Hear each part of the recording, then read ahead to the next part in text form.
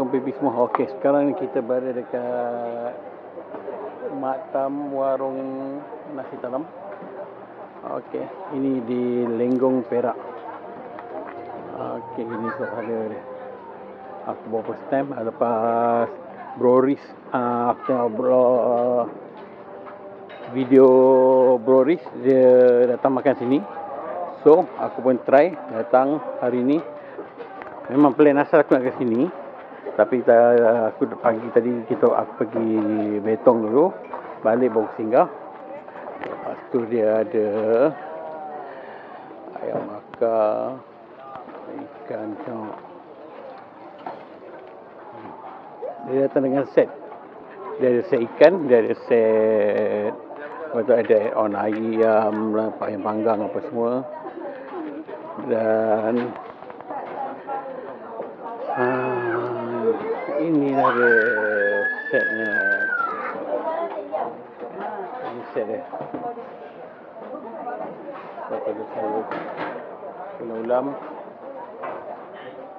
Oh, dia ada kuih goreng pisang. Lepas tu ada kuih raya. Inilah dia.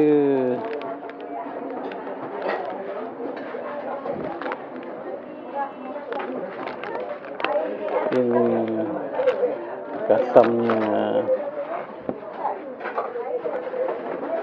Ini kapal kasam. Alright, sekejap lagi kan bawa kita ni. Ni pun ada juga. Atau dia peyik. Ni acar. Acar eh? Okey, dia ada acar. Okey. Alright. Sekejap ni kita. Ini apa ni? Hah? Minyak kambing gurun. Minyak? Minyak kambing gurun. Nah, itu bos dia. Ni dia rebus ke dia apa? Ini minyak. Macam air je. Nak. Ini kambing. Ni kambing ni. Ni dia tanduk dia. Ada dalam lagi tanduk dia banyak. Oh. Minyak kambing gurun tu, ni tanduk dia.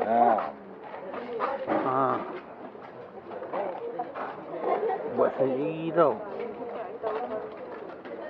Ui. Macam bau dia pun sedapnya. Apa tu? Minyak kambing gurun. Tanduk kambing gurun. Pakcik ni yang buat. Saya pergi meja. Gila tu, ada minyak kambing gurun. Ya kak? Tak boleh. Tak boleh kak, jangan ambil anak kak. Okey.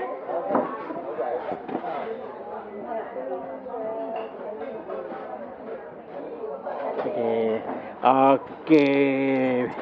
Ini dia ada kerabu ni lah menu dia.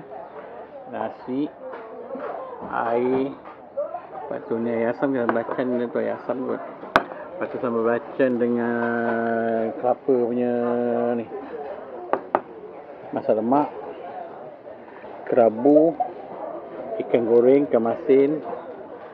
Itu main killer dia tu. Kasam loma nama dia. Ulam, ayam panggang. Okey. Aku tak nak cerita apa. Ini memang confirm makanan ni memang sedap. Macam ni kita nak makan. Okey, aku tak nak tunjukkan video aku makan. So, nanti korang datang, korang rasa sendiri macam mana sedap sumpah sedap Okey lah, aku nak stop dulu sampai sini. Nanti kita sambung lagi. Assalamualaikum pipi semua.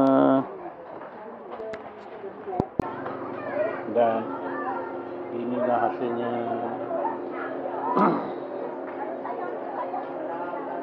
Setelah seharian mengayuh motor,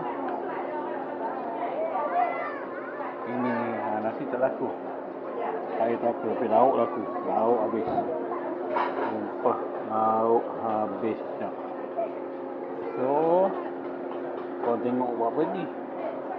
Tengok apa? Datang lah. Mari di sini. Okey.